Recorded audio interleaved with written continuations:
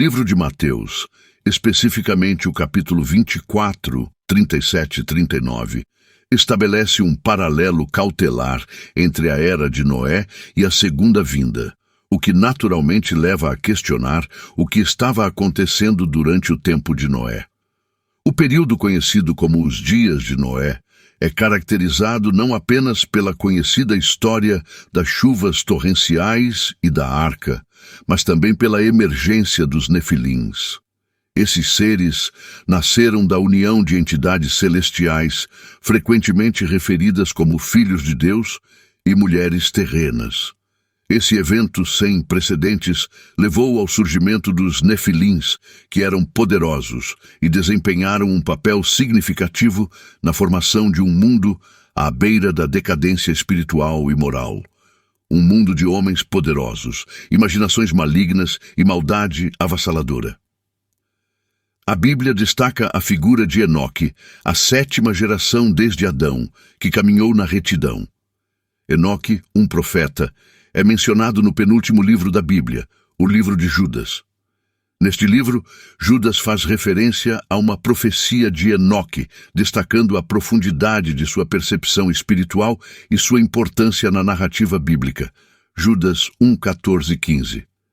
Enoque previu a vinda do Senhor com dezenas de milhares de seus santos para julgar os ímpios e convencer todos os ímpios de suas más ações e palavras. Enoque, o homem que andou com Deus antes do dilúvio, o homem que foi levado por Deus porque andava com ele, o homem que nunca morreu, é reconhecido por sua fé em Hebreus 11, 5.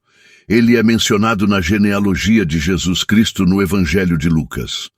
Apesar de viver 365 anos, Enoque foi levado por Deus, Gênesis 5, 23, sendo uma figura solitária que vislumbrou 5.000 anos no futuro e testemunhou a vinda do Senhor Jesus Cristo com dezenas de milhares de seus santos, como Rei dos Reis e Senhor dos Senhores. Alguns grupos atribuem a autoria do livro de Enoque a esse profeta, considerando-o uma representação autorizada e precisa do mundo antes do dilúvio, conhecido como o período antediluviano. Embora eu pessoalmente me apegue apenas à Bíblia como minha fonte de verdade, 100%, há aspectos no livro de Enoque que se alinham com a Santa Bíblia. O 6º capítulo do livro de Gênesis oferece uma visão significativa do período antediluviano, os dias antes do dilúvio descritos em Gênesis 6, 1, 4. Os nefilins são introduzidos em meio a uma crescente maldade na terra antes do grande dilúvio. O relato narra como os filhos de Deus viram as filhas dos homens como belas e se casaram com elas, resultando nos nefilins, frequentemente caracterizados como gigantes ou poderosos guerreiros dos tempos antigos. O mundo antes do dilúvio estava em estado de caos e desordem, marcado pelos anjos abandonando seus lugares adequados. Distúrbios notáveis ocorreram na terra e no reino espiritual naquela época. Gênesis 6, 1 a 8. A passagem destaca que a maldade do homem era grande e que Deus se arrependeu de ter criado o homem. No entanto, Noé encontrou graça aos olhos do Senhor. Esses foram os dias de Noé, e o livro de Mateus, especificamente 24, 37 e 39, faz alusão a essa era de Noé, enfatizando um paralelo de advertência entre esses tempos e a segunda vinda. A interpretação mais amplamente aceita entre estudiosos da Bíblia para Mateus 24, 37 e 39 destaca a surpresa do julgamento. Essa visão enfatiza que o retorno de Cristo será inesperado, surpreendendo muitos, assim como o dilúvio nos tempos de Noé. Vou explorar essa interpretação mais detalhadamente no final deste sermão. No entanto, há muitas outras interpretações e notáveis paralelos com os dias atuais. Um desses paralelos é o aspecto espiritual e sobrenatural dos dias de Noé. O aumento da atividade sobrenatural é uma interpretação que se concentra no surgimento dessa atividade. O relato em Gênesis 6,14 serve como um lembrete vívido de um mundo tão dominado pela maldade que justificou uma intervenção divina em uma escala sem precedentes. O envolvimento dos filhos de Deus com mulheres humanas, resultando no surgimento dos nefilins, tem sido objeto de intenso debate e estudo entre teólogos e estudiosos bíblicos por séculos. A ideia de que seres celestiais ou entidades espirituais poderiam interferir diretamente nos assuntos humanos, resultando no nascimento de uma raça híbrida, é tão intrigante quanto alarmante. Defensores dessa interpretação sugerem que o relato do surgimento dos nefilins não é apenas um registro histórico, mas também pode ter implicações proféticas em relação ao estado do mundo que antecede intervenções divinas significativas, como a volta de Cristo. Assim como o mundo, antes do dilúvio, experimentou um aumento na atividade sobrenatural e no mal, argumenta-se que os tempos finais testemunharão um aumento semelhante nas influências e ações demoníacas. Outros trechos nas Escrituras que apoiam essa interpretação também falam de um aumento na atividade sobrenatural e no mal nos últimos dias, como em 1 Timóteo 4:1. A crescente interesse nos nefilins, evidenciado pelo aumento no número de pesquisas no Google, reflete uma fascinação mais ampla na sociedade contemporânea com o sobrenatural.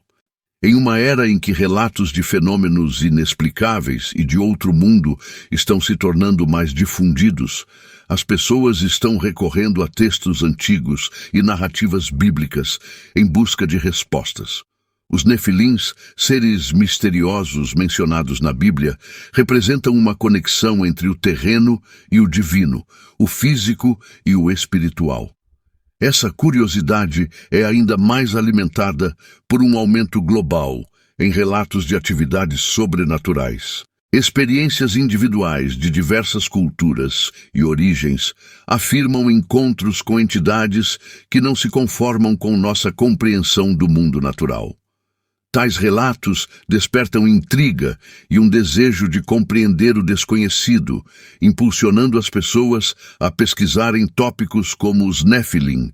Além disso, nossa era é marcada por uma crescente abertura ao sobrenatural, com mídias populares, filmes, livros e séries de televisão frequentemente explorando temas envolvendo anjos, demônios e reinos espirituais, influenciando o interesse público.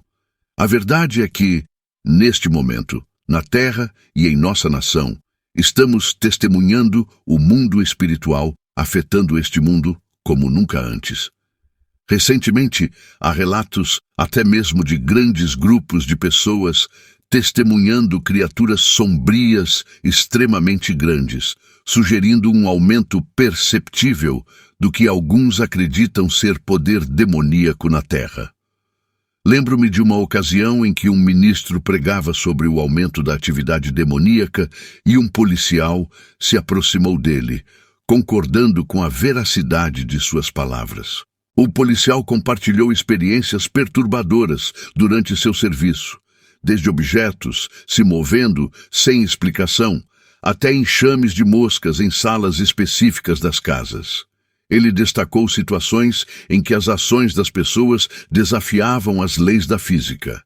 Há muitas coisas estranhas acontecendo neste mundo.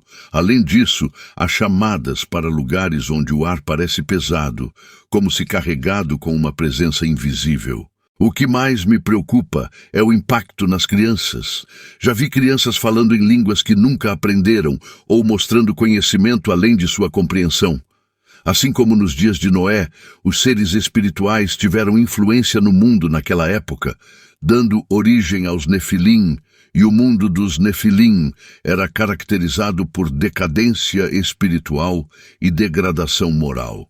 Em nossa era contemporânea, não podemos ignorar os vários sinais e manifestações de uma guerra espiritual intensificada, como relatos de possessões demoníacas, batalhas espirituais intensas e a influência pervasiva de entidades espirituais negativas na cultura popular, ecoando o ambiente pré-diluviano.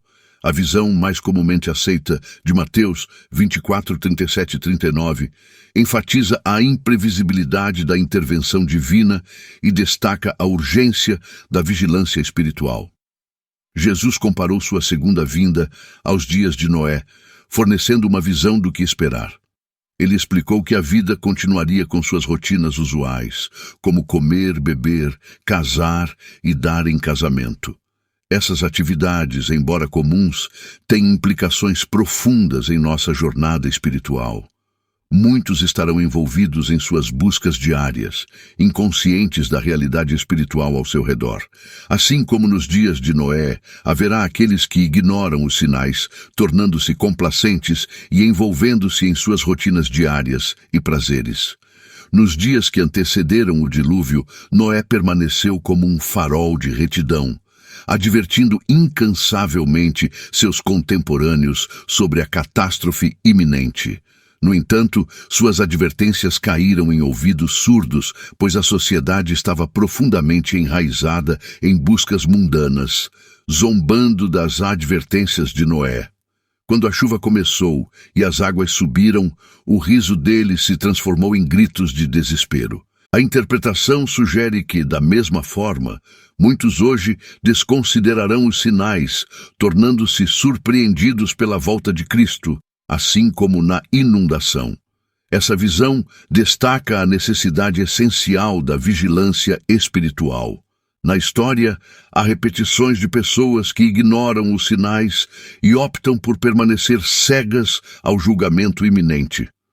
O retorno de Cristo, assim como o dilúvio, será repentino, pegando muitos desprevenidos. Isso nos lembra da importância de permanecermos vigilantes espiritualmente, pois em um momento inesperado testemunharemos novamente a manifestação inegável do julgamento divino.